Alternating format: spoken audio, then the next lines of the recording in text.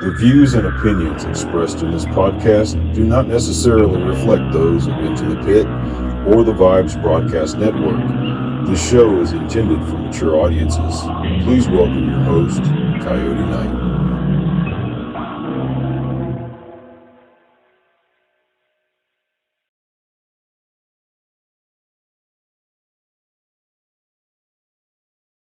Welcome, Ms. Samantha Hawes. Thank you for joining us. Thank you for having me. And as we were talking about earlier, we all know about the show Ghost Hunters, and we saw you on there. But my main focus is not on the show as much as the individual. So just tell us about a little bit about yourself and where you grew up and all that's come along with everything that you've done. Yeah, so I was born and raised in Rhode Island, where T.A.P.S, or the Atlantic Paranormal Society, started. I'm the oldest of 5 kids. Wow. I am obviously the oldest daughter of Jason Hawes, the founder of T.A.P.S, and the co-founder, is that the word I want to use, of obviously Ghost Hunters, and that was quite the ride. I am a teacher. I teach middle school history, geography, economics. I'm actually going back to school right now to get my master's in elementary education. I have 5 kids of my own. We're a blended family, so that's fun. Lots of little ones running around. But, I'm not bored. And I was on the last 2.5 seasons of Ghost Hunters before it ended, and then just, got rebooted not too long ago. So I understand you haven't really caught the new one, I haven't caught the new one, and, there's nothing against it. It's just, life is busy. Like I said, 5 kids, sports every night. And, I mean, I rather make time personally to watch Ghost Nation. I mean, that's my dad. Yeah, no prejudice there, right? Yeah, like I don't, I feel like if I had to pick one, just gonna throw it out there. Maybe he's listening, but I think Ghost Nation is doing pretty dang good. Yeah, I have to DVR all that stuff because, you get so busy. You have to pick times when you can actually watch. So I'm kind of a little behind on everything now, but eventually I'll get caught up. Yeah, no, it's good. I'm excited to see the rest of this season and, the next ones to come, I'm sure. So you think that being a part of the whole paranormal world, did that get you interested in history, or was it the other way around?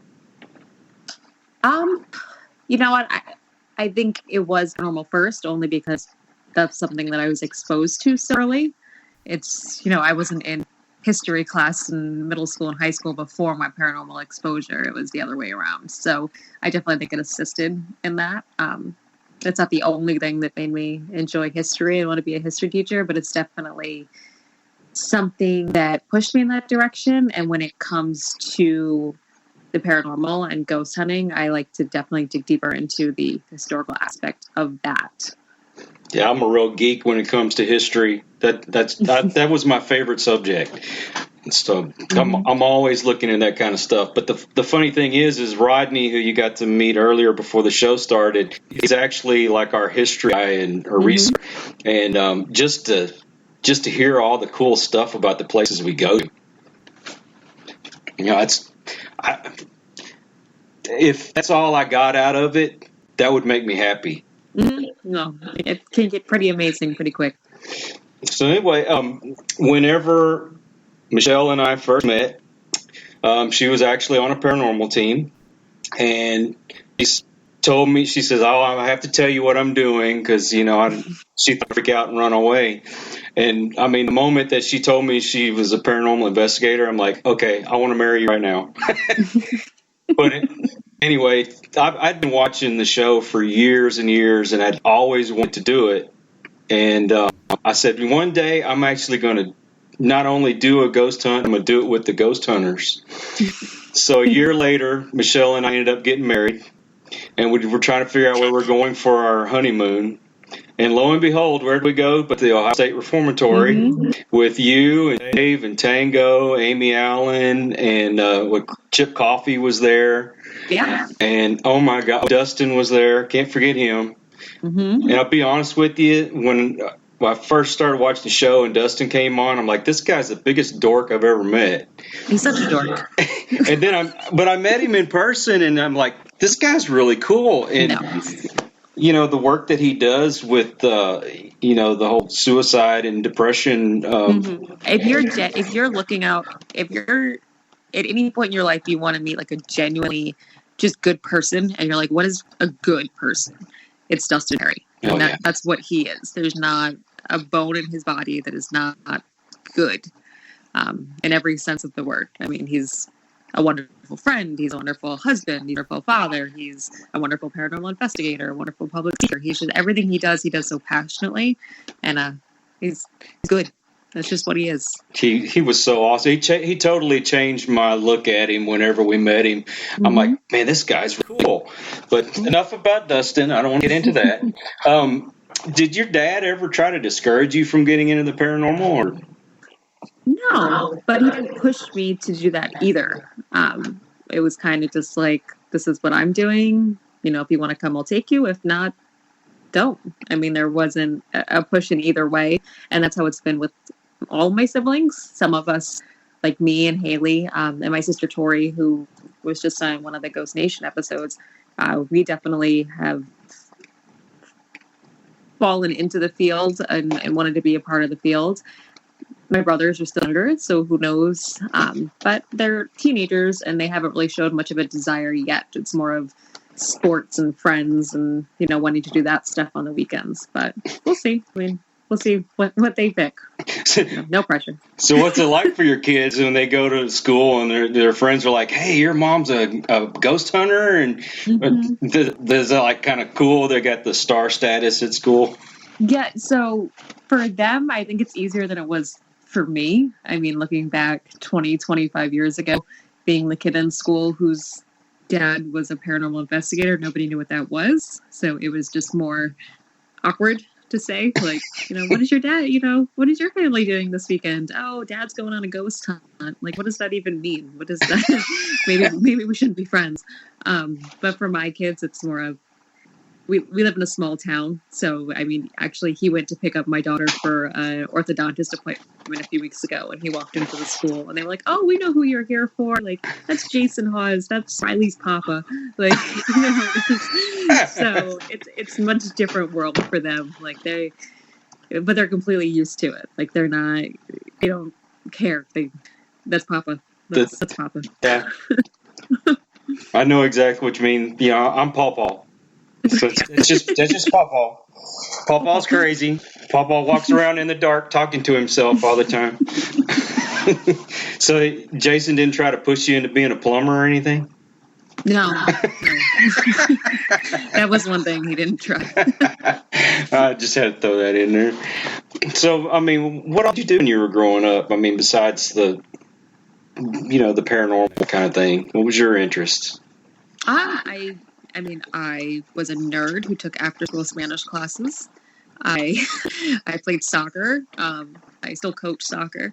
It was just kid stuff. It was just, but I was also, at the T.A.P.S meetings. They would always meet at a local Starbucks in Warwick, and that's just, I would always go on Friday nights. That's where we would go, and that's what we would hang out with. And whether I was 6 or 12, Dad would order me a little ginger ale. I'm pretty sure if I still went to Starbucks, he would think I liked ginger ale, but I never did. He just, I don't know why. Like, why ginger ale?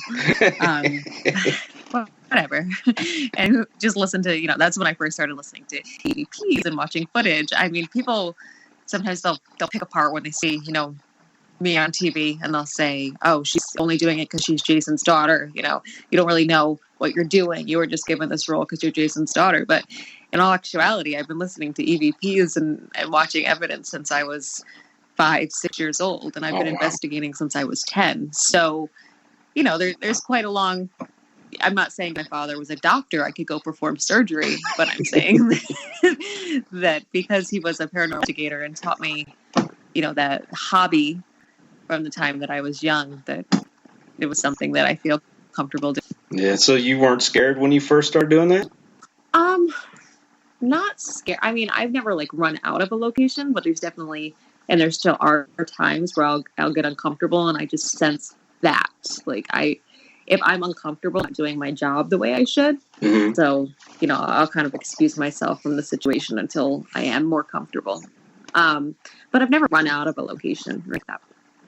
And have you ever worked with people with abilities like psychics, mediums? I have, yeah. I actually had I met, I don't know if you've heard of her, but her name's Brandy Wells. And I met her a few months ago at an event. And she's actually amazing. And I'm actually having a personal reading done by her in a few weeks because cool. I'm just so intrigued by her. But yeah, in investigating, I've worked with people with abilities as well. And I mean, sometimes they blow me away, and sometimes I don't think we're on the same page with what we're picking up on and feeling. But I mean, to each their own, and work together when we can, and when we can't, we don't. Well, in all honesty, when in the beginning, I never believed in that kind of stuff. It's all a bunch of trickery. They just, they get information about you or, what have you. So I never really took it seriously until we met our friend Naeli, and she just like blew me away. There was stuff that she told us there was absolutely no possible way she could have known. And it's not something you can just look at somebody's face and pick up on. And so after we were friends for quite a while, she became part of the team. And her and our friend Max, they both have abilities, and they kind of play off each other when they're at investigations. And it's been a really great tool because it's kind of taken us past what we kind of know on the surface. Mm-hmm. And I'm rambling on. I think it's just like everything else. I mean, it's one of those things that you don't wholeheartedly believe until you have an experience that makes you wholeheartedly believe. Well, exactly. That's the whole field. That's all of this. And and you never stop learning either. That's another great thing about this. What we've decided to do is a hobby. This is not my living. I do this to help people. And I'm not looking to get famous on television or nothing. I mean, that's great. I mean, y'all were able to do it, but from what I gather, y'all are more in it to help people. Oh yeah, I mean, still to this day, TAP's family teams. There's no charge in going out and getting homes or businesses. I mean, it's to help people. Yeah. There was no charge in those cases that you ever saw on television. Those were all to help people. We just happened to be given the chance, and Dad happened to be given the chance for someone to say, hey, we think other people may want to see this. And we were all grateful for that. So how did they find out about y'all? So actually, my dad was, my twin brothers, who are 15, they were born, and my dad, we were actually leaving the hospital for meeting my brothers, my dad and I and my sisters, and my dad's phone rang, and it was a production company calling to say like, oh, they had come across this website that was getting millions and millions of hits, and it was the Atlantic Paranormal Society website, and they thought, might be something worth shooting a pilot episode for, going on an investigation and filming these guys do this and see if it's something that would take off. And initially it was turned down because new babies were just born. Why picking up and going on the road and trying to do this wasn't something. I mean, Dad needed to be working. He had 2 new babies. But Mom, being the wonderful supportive wife she is, said, film a pilot, see where it goes from there. And they did. They filmed a pilot, and it was a few months of whatever, just still working day to day. And then it was plumbing today, investigating at night with a small film crew. And, Dad was gone for 70, 80, 90 hours at a time, just between going and plumbing and going to, investigate locally. And I mean, it was a lot. It was weeks on end without seeing him. And then within a few years, we were just lucky enough that it took off the way it did. And traveling got easier. Initially, they were just driving everywhere. No matter where they were going, they were driving. There was no budget to fly anybody anywhere. There was a trailer in our front yard where they filmed every scene. There's no hotel analysis scenes, and there were hotel rooms. When there was a hotel room, it was multiple people sharing one room, sleeping on couches. But everyone's a family, so that was fun. They were all doing it. They were hanging out, and we were just lucky enough that it took off and lasted as long as it did. And now Ghost Hunters has somewhat become Ghost Nation, so we will see where that goes. It's funny because I did a pilot for a show years ago. It wasn't anything paranormal, but do all this filming all day long, people falling around with the camera, and then at the end of it all, then they want to go back and ask you what you did at, it's 10 o'clock at night, they're asking you what you did at 7 o'clock in the morning. I'm like, dude, I don't even remember what I had for breakfast this morning. Which is hilarious because people think, oh, wow, they just pulled you off the side and you're telling them what's going on. It's hilarious. No, I'm notorious for being like, I don't know what I did 4 hours ago. Like, can you tell me what I was doing? Because somebody needs to remind me. Can I go back and watch the footage? Because I haven't slept in 48 hours and I've been walking around in a haunted building. So tell me what I've been doing for, 6 hours ago. And y'all actually filmed those for like week time, right? Mm-hmm. Yeah, on Ghost Hunters, an episode took 2 weeks. So the first week was investigating for 3 or 4 nights straight. And then, you would go home a day here and there to visit your family. I was in college at the time, so I would go home and go to class and go over evidence, and then come back and go over the evidence with everybody. And we found everything we found. We'd sit down on the table, and that was the first time that Dave would hear whatever evidence I found, and I would hear whatever evidence Dave found. Just because we like to keep it a surprise for each other, unless for some reason there was a question about something. We wanted everything was as real as it could be. We didn't want to go over the evidence beforehand. We wanted the viewers to see the reveal and the analysis as we did the reveal and the analysis. Oh, for sure. So the way things are going nowadays, there's show after show after show. Do you feel like it's getting saturated with it now? I think it's saturated in the idea that nothing's different about any of it. I feel like a lot of the teams look the same and act the same. I would love to definitely see some change of dynamic, and I've still yet to see a team that's mainly women get a television show. I've yet to see a team that wasn't run by a guy who also had the tech guy and the historian guy, like the all of that. Because truth be told, in investigating, I don't feel like anybody has one role to investigate with. Whether I investigate with my family or my friends or the local T.A.P.S team, I'm not just walking in and being like, I'm sorry, I only do the tech. That's all I do. All I do is hook up the DVR. I'm the tech one. That's not a thing. Everybody does everything, whether you're changing batteries in a recorder or you're, pulling up genealogy while you're waiting for somebody else to finish. You're doing everything for the most part. Oh, yeah. So I don't always think that they are completely accurate, but I understand the reasoning behind that. You have an hour at the most to put together a television show, and people need to associate certain tasks with certain people. Well, when we started our group, it was all about us coming together, and no one person was really in charge. Mm-hmm. It's just everybody pitched in. Now, yeah. Rodney just had a knack for, he's been in the real estate business for I don't know how long, not necessarily selling houses, but, restaging and all this stuff. So he's kind of dabbled in that world, so he knows where to go and research these places that we're going to go look at. And everybody pitches in, sets up cameras, puts this over here, this over there. So I'm like you. It doesn't necessarily mean somebody has to have that title, Yeah, I'm not walking around with a name tag. Like this is my job here. No, I'm not going to name any names when it comes to the shows and stuff, but there just seems to be some that are a little more exaggerated than others. Oh, definitely. Gets a little ridiculous. Not every place has a demonic entity. Yeah, and I don't think you get an EVP every single time you go somewhere. No.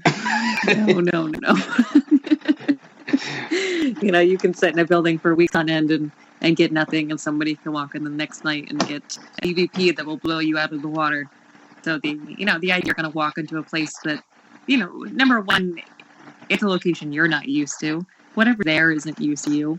So to go in with the idea that you're going to get this amazing evidence of something talking directly to you is just that's silly. If somebody walks right into my house and walks in my bedroom and starts saying hello, I'm not necessarily going to spark up a conversation with them. I'm going to be startled. Exactly. So that's how I approach a situation. I always apologize first. I know this is your house. I apologize for interrupting and not trying to be rude. This is why I'm here. I was wondering if I could ask some questions. I just treat it like I'm having a conversation. Okay, I got a question in the chat room. It says, would there be a type of Ghost Hunters or Ghost Nation Academy? Not that I know of now. I mean, that's not been talked about yet, but that's not something that came up until Ghost Hunters had been on for quite a bit. So I guess we'll just have to see where Ghost Nation goes and what comes of it. Okay. And what brought that on? Just to better educate the public, or was it just somebody said, "Hey"? I honestly don't know what the start for like Ghost Hunters Academy or Ghost Hunters I mean, I know international was just the need of there being so many international calls and not being feasible for the guys to be simultaneously investigating nationally and getting on planes and going international all the time. I mean, it just wouldn't work, like time-wise and cost-wise. So there were other people that everybody had enjoyed from their time on Ghost Hunters. So, we put together an international team.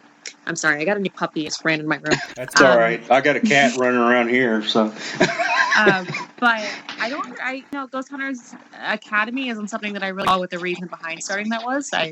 It must have probably just a great idea that somebody tossed out there. And I mean, we met amazing people in the field. We met Rosalind. We met, Adam Berry, who went on to be on Ghost Hunters. I mean, I'm not sure the reason for it, but we'll all be happy that it happened.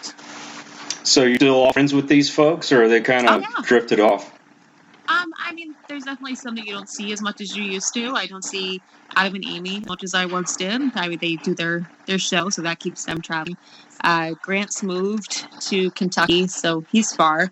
But I mean, talking to people and seeing them is completely different. Of course, we talk to all these people, but seeing them face to face, I see Steve, I see Dave. Those are people that are still close and in my life, and are there for all life's monumental moments.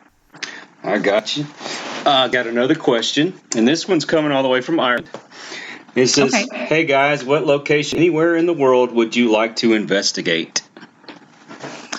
Anywhere in the world. So I really my dad actually was just at the Land of the Dolls, and that's somewhere I've always wanted to be. So I was definitely jealous of that trip. But I want to go to Alcatraz. I've never been to Alcatraz, and I know the guys did on Ghost Hunters before my time. So that's somewhere that I would want to go to. Now, is there that one place that you just absolutely refuse to go to? I didn't yet. So there was a time in my life where I had heard so many things about Trans-Allegheny that was somewhere I swore I would never step foot in because it just sounded so, unbelievably horrible and depressing. But I've been there numerous times, and I've actually never even had an experience there. So at this point, there's no place that I would, just by reputation, I would say I wouldn't go to, because if I was doing that, I would have never gotten to Trans-Allegheny. I hear you. Well, Ohio was a big step for us because, we're all the way here in Texas. That was my first time at Ohio, too. Was it? When I met you and your wife. Oh, I'm so glad you remember. I don't think I've been back. I don't think I've been back there. Really? Since. Yeah. Well, I know whenever we ran into Chip, he was kind of nasty to us, but that was probably just what was going on that evening. I will say I didn't really like the fact there was so many people, because they did really hard to do any real investigating, and it was too much talking and stuff going on. But I will say that the K2 would not go off for us until you came into the cell and started asking questions. I remember that. Yeah, that was quite an amazing place, because that being my first time there, I think and having so many people at an event, you automatically just assume, or maybe it's just me, but I'm always like, oh, nothing's going to happen. Like, it's my first time here. I want to have a personal experience. I want something to happen. And then, but you're in your head, you're like, there's so many people around. Why would something want to talk to me when there's hundreds of people here, being loud and rambunctious? But no, it was a great night. That was a great investigation. Oh, it was fun. Don't get me wrong. It was really fun, and it's especially when you meet people that you really want to meet, and they're really nice. Because I can't tell you how many times I've run across people that are famous, and you go up and say, "Hi, how are you?" You don't even ask for a picture or nothing, and they're like, "I don't shake hands," or move along. Maybe it's just me. But I mean, all of y'all were really nice, excluding Chip. But no, but seriously, no, everybody was really cool. We had such a great time. What better way to have a honeymoon? No, that sounds like a great honeymoon. And the funny thing is we met another couple there. That was their honeymoon as well. Was it? Oh, that's sweet. My husband and I went to Bermuda. That was we didn't go anywhere haunted. Shoot, the only time I've ever been out of the country is when I went to Arkansas. And you know why Texas doesn't slip off into the Gulf? Because Oklahoma sucks. Keeps you right there. So that's my Texas jokes for right now. No, but we're seriously talking about going up to like the Rhode Island, Massachusetts kind of area. I mean, to the history alone. Yeah, no, New England's definitely got its history and its haunted history. So there's quite a few haunted New England tours around. So have you ever been to Galveston, Texas? I've never been to Texas. Never been to Texas? Never been to Texas. Okay, well, make sure you bring boots, a hat, and you have to learn how to talk like me. I'll have to work on it. No, but if you go down to Galveston anytime, take the ghost tour. And I mean, you might not see anything on the tour, but the history will blow your mind. It's definitely worth the $20. Awesome. I mean, it's great history around here in Austin, San Antonio. So you've got to make a trip out here. Yeah, definitely. My husband and I have talked about going to Texas a few times, so maybe soon. Well, y'all give us a holler, and we'll take you on all the good tours around here. Definitely. Your husband like Mexican food? Yes. Okay, I'll cook for him then. You can ask anybody. I'm the best cook when it comes to Mexican food. Do you think I was Mexican? Good. We'll be there. And our buddy over in Ireland wants to know if you've ever been to Ireland. I've never been to Ireland. Never. Okay. And okay, thought I saw another question. I didn't. My apologies. No, that's fine. So, what did your mom think about all this stuff? I mean, she's completely supportive from the comfort of her not haunted room. She go on ghost hunts. She will be there to support you, but she is not a fan of being scared. She is not a fan of being uncomfortable. But I mean, she's a fan of everybody willing to do it. Oh, see, that's great to have a mom that'll be supportive like that. Oh yeah, but she has taught us along the way to be skeptical about everything. So I think that helps keep us good. Yeah, my mom just looks at me like I'm crazy. Yeah, we don't get the crazy look. We just get the well, it was probably this. It was probably that. So she always makes a second guess, which is good. But see, that's what I appreciated about Ghost Hunters is, I mean, not only was it a groundbreaking show, but they looked for more ways to debunk things than to automatically say, "Oh my gosh, the place is haunted. I'm running out of here. Did you hear that? Did you hear that?" That gets so quick. But I feel like we get every once in a while we get a lot of like grief for that. Like why you guys debunk so much? Nothing's ever haunted. You see all these memes. There's like a meme that goes around. It's the Scooby-Doo crew. And it's like, they found more ghosts in one episode than Ghost Hunters did in 10 or 11 seasons. But the whole point of the show was to find the truth. So if the truth was that the floors were creaking or the truth was that, it was just a vacuum effect that was opening the door, then that's the truth. I mean, that wasn't, why would we say it was something else? That wasn't the point of the show. And we hoped that people weren't watching in hopes that we would say something else. I got another question on here. Yeah. And they want to know if you'd like to have Meatloaf back on the investigation. I would love it because I didn't have the chance to meet him. I did not meet Meatloaf. He's actually a really nice guy. I've heard, yeah. I mean, he's friends with Dad. They talk all the time, but I did not have the chance to meet him. Well, I went to a Comic-Con up in Dallas. Mm-hmm. And anyway, my bonus daughter, my oldest bonus daughter, don't say step. I took her up there because Burt and Adam West were going to be there, and then what's his name, Robin Lord Taylor, the guy that played Penguin. Yep. Anyway, we were up there and we were kind of looking for all the little booths that our favorite people would be at. And I turned around and this guy runs right smack into me. And I'm like, what the heck? And I looked and it's Meatloaf standing right in front of me. Of course, he's about 200 pounds lighter than what he was when I remember him as a kid. But I was like, wow, this is so cool. He's like, oh, excuse me. No, excuse me. No, I've heard he's just a great person. I'm not worthy.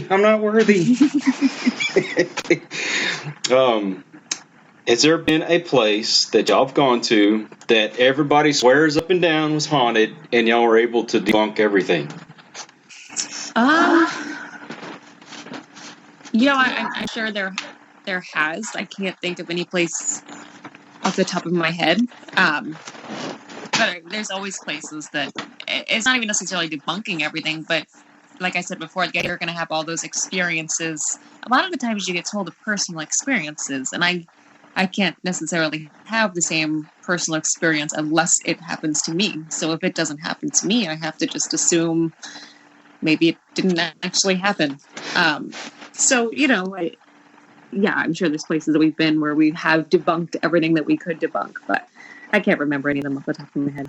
Oh, I understand. I mean, how many investigations? I've been a lot of places. I mean, I've investigated quite a bit. Y'all probably been to hundreds of places, right? Mm-hmm. Yeah. Well, I mean, it's understandable. The one that sticks out to me, we went to, I can't tell you where it's at, but we went to a fire station, and it was enough that the firemen there were really scared. They wouldn't go upstairs. And we got there, and they said they could hear something rolling across the floor. They would hear it downstairs. And then they said that they heard a woman screaming and all this other stuff. And they've had 2 other teams out there that they like, oh, we got this and we got that evidence. And so I'm like, oh, cool, I can't wait because I want to catch this too. And then we get there, and what sounded like some chair rolling across the floor ended up being a fax machine that would reset it in the middle of the night, and the rollers on it sounded like something was rolling across the floor. Mm-hmm. And then the screaming, there's a bar right across the street. So I heard people scream outside when they come out the bar. So, yeah. Not to take away the fun. Yeah, but but I was just saying, somebody is already on edge and nervous and may have this idea of something that they've heard in the house or they've heard about a house, it makes everything seem different initially than it may be. Yeah. So if you wanted to start your own team? So I work with the T.A.P.S home team, which is the original T.A.P.S team that's here in Rhode Island. And then there's a T.A.P.S family team in pretty much every state and internationally. And those are teams that are backed by the T.A.P.S home team and what they believe in and their investigation methods. But when I work with a team, I work with the T.A.P.S home team here in Rhode Island. All right, but you do stuff on your own as well, right? Yeah, but usually with the help of them. Oh, okay. Well, I mean, sometimes you just want to kind of step away and do something a little off the side without a whole bunch of people around. Totally. So. Yeah, like there are times, I'll call my sister up and say, hey, I heard of this place, let's go there and walk around. So, yeah, it's not everything is like on the books. A client called in and said, I have an investigation, I need help. Sometimes you just want to go poke around somewhere. Oh, yeah. Legally. Yeah, I only do it legally. You always hear about those fires and break-ins and stuff. Don't do that. Right? I've never done anything wrong. Never. Usually it's, we might go to a cemetery or something that somebody claims is haunted, but, if they lock the doors and they don't want you coming in, I'm not breaking in nowhere. Yeah. And I'm assuming your husband's really cool with all this too. Yeah, of course. he's completely supportive. Yeah, he's come with me a few times. Not too many, a few times. And see, my wife and I go, but I can't get my kids to go for nothing. They're like, nope, Dad. Mm-mm. Most of my friends won't go either. Yeah, I think our kids will probably jump in when we let them. I think I hear a puppy dog in the background. He's good. He wants to go to sleep. Gosh, I had something I was fixing to ask you, and I forgot what it was going to be. No. That's all part of being live. Yeah. No, but I remember what I was going to ask you. How did you and your husband meet? If you don't mind me asking. Yeah, no. So we just met through mutual friends, and it's funny because our first date was, he didn't really know anything about me being on Ghost Hunters. It just wasn't something that we brought up when we first started talking. And then on our first date, we were actually out to eat, and it was the last episode of Ghost Hunters was airing that night. So we used to do all the live tweeting during the episode, and I had my phone on silent, but like 2 or 3 times I had to say, like, I'm so sorry, excuse me, I need to check my phone. It just keeps going off. And because I could hear, you could hear it in my purse. And so, of course, he probably initially felt offended, like our first date, and I'm checking my phone over and over. And I had told him that I worked for a production company, but I didn't tell him doing what. So then I said, I worked on a show, and it's the last episode's airing tonight, so I just got some messages going back and forth. I am so sorry that I planned the worst night ever for a first date. And then he had like tagged me in something on social media, and somebody in his family who big ghost hunter, and not 30 seconds later called his sister and was like, "Oh my goodness, he's dating the girl from Ghost Hunter." So it just went from there, but he was fully accepting of it. It's just, I don't know, it's just not something I want to bring up on like a first date. Well, maybe if you were trying to bag a millionaire or something, like, oh, yeah, come on. I mean, maybe, but when you want to just meet someone and have fun, usually open up with, during the week I go and hunt paranormal, stuff on a television show that airs in so many different countries. My dad. That wasn't really how I started the conversation. Well, the funny thing is my wife and I, when we first met, we had actually met online. And we had talked for, I guess a month. And then we decided we were going to finally go on a date. Mm-hmm. And so we made the date, and I was getting ready to go. And then she messages me and says, "Look, I'm sorry, I can't go. Something came up." So in my head, I'm thinking, "Oh, I'm getting blown off here." She doesn't want to have nothing to do with me. So later on, I start getting messages from her. And I'm thinking, okay, why is this? If she's out with some other guy, why is she messaging me? Because in my head, I'm thinking she's out with another guy. And finally, I was like, okay, what are you doing that you had to cancel our date? And she's like, it took probably 10 minutes before she answered. And she says, well, if we're going to date, you might as well know what I'm doing. I'm on a paranormal investigation, and it was kind of a last minute thing, and an emergency. And I'm like, okay, yeah, come marry me. I'm marrying this girl. That's it. Sign the papers. Okay, we got another question here. What percentage of potential clients that just want to be on TV as opposed to someone actually needing help? So I don't know if you said it. That was definitely something that we would weed out on Ghost Hunters, and I'm assuming they do on Ghost Nation now. Nobody was ever really upfront with like, hey, I just want to be on TV, nor were we like, do you just want to be on TV? But you would ask about the story. They said, like, reiterate exactly what happened. When did this happen? And you kind of just pick up on little things that didn't add up and didn't make sense. And from there on, you would kind of just decide, like, do we think this is a pretty accurate case? And with the shows that would usually come to us on Ghost Hunters, they were ones that were sent to us from the T.A.P.S website and from T.A.P.S family teams that had already gone to the locations, which is what people are seeing on Ghost Nation now. Like, those are the calls that we would get and the emails that we would get, and Ghost Nation is taking it to actually go with the local teams that we're calling in and are emailing in. So that's, it's making it different than Ghost Hunters, is you're not seeing that stuff happening behind the scenes, that stuff's not happening behind the scenes. You're seeing it. You're seeing those teams reach out like they did on Ghost Hunters. I believe I saw an episode where Grant and Jason had went to a place and somebody had set up like a mirror with a light behind it with looks like a face, and found some speakers up in the ceiling, that kind of thing. So I bet you get a lot of people that are just wanting to be on television. Oh, well, this will get them in. You do your best to weed through it and to pick up on it, and really just do your due diligence to look around before you even start the investigation. But every once in a while something happens. I mean, there's a lot going on. There's a lot, you're getting that equipment out and rolling and just trying to get going for the night.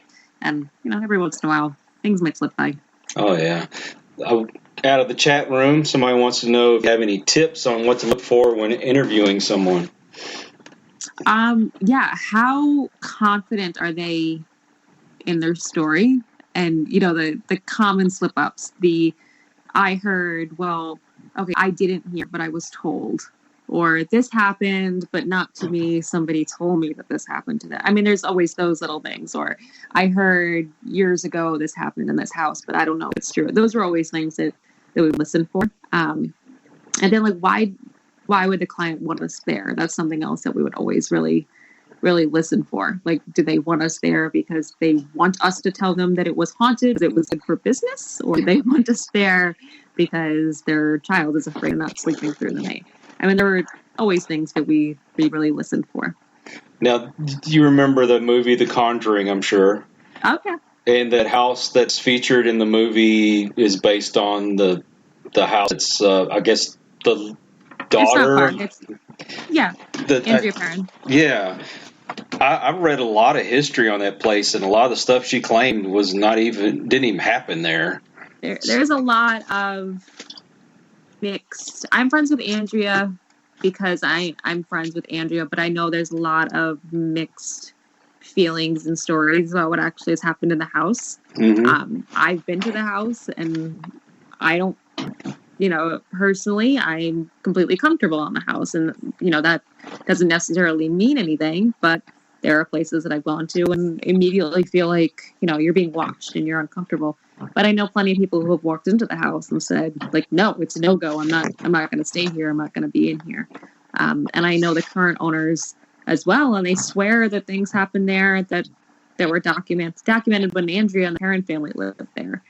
So, I mean, it might just be one of those things that some people experience and some people don't, and that may forever be the way it is. But I don't know. I actually haven't investigated it, so I would enjoy the chance to investigate it, and I've been offered the chance to investigate it. It's just not something that has been pressing to me to prove either right or wrong, so I haven't made a point to do it. I always feel like people are watching me when I walk through Walmart or Sears or... and they're following me outside. No, I'm kidding.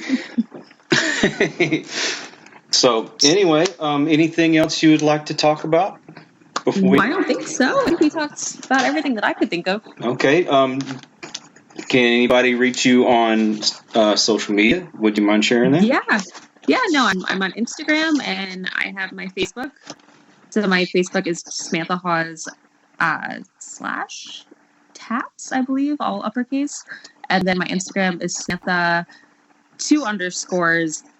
I know if you do Samantha with 1_ Hawes, it's a one young lady who sells homemade jewelry, and she gets Instagrammed a lot when I do podcasts and things, and I feel bad for her. She has a wonderful jewelry line. I always swear I'm going to order some, but I'm 2_ and then Hawes. Okay.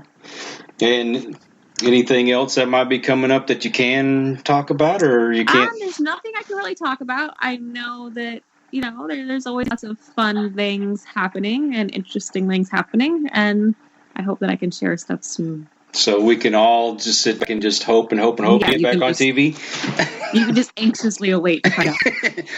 I will be on pins and needles until that day. Not that I don't enjoy Okay. watching your dad, but you No, know, I mean he's better at it. he's just He's got more, he's getting old. He's getting old. We need to get the younger generation in here. No, I'm kidding. I'm right? kidding. Well, tell your wife I said hi, and you guys should go on a second honeymoon to Ohio State Reformatory. Maybe. It's an amazing place. Well, we'll come to New Hampshire. Right? Or If Rhode we come Island. to Texas, we'll let you know. Or Rhode My Island. husband just walked the room, so I'll let him know you said you could cook amazing Mexican food. I will do that. You tell him. Huh? You just. My husband said he loves Texas. Okay. He's been to Texas. Come on down. We're right in the heart of Texas. Hi. Doing awesome. Nobody else gets to see, but I got to see your husband, and he looked just like the person on Facebook. He said he'd hope so. Okay, who was that other guy I saw you with? No, I'm kidding. That one jumped out the window. Yeah. All right. Well, thank you. Sure. And before I answer, you go ahead. And I'm sorry. I'll message you later. And Okay. Anyway, keep in touch. Yes, of course. Tell everybody I said hi. Oh, will do. Have a great evening. You too. All right, everybody. As always, I'd like you to join me with the Paranormal Bully Busters and get involved by visiting stompoutbullying.org or call 877-NO-BULLY. That's 877-662-8559. Buy their merchandise and help to expand their reach of their resources, because the proceeds go to their 24-hour hotlines, that kind of thing. Thank you for joining us on Into the Pit. Please follow us on Facebook at the Vibes Broadcast Network and Instagram at the Vibes Broadcast.